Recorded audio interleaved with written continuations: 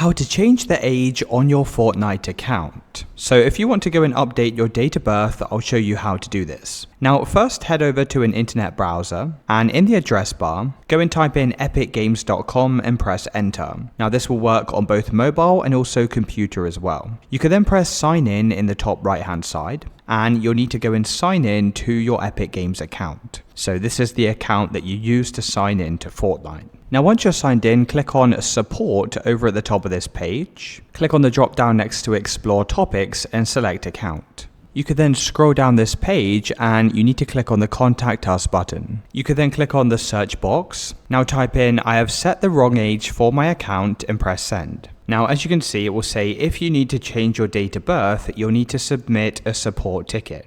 So just go and scroll down and press yes. You can choose to either continue with a live chat or you can submit an email ticket. Now it's essentially the same thing, but you just need to let this person that you've set the wrong date of birth for your account. You may be required to upload proof of your identification in order to verify your age. So you can see right here, this support agent has acknowledged I want to change the date of birth for my account. They'll then ask you, is this the account that you want to change the date of birth from? And once you've updated your age, this will also reflect your Fortnite account.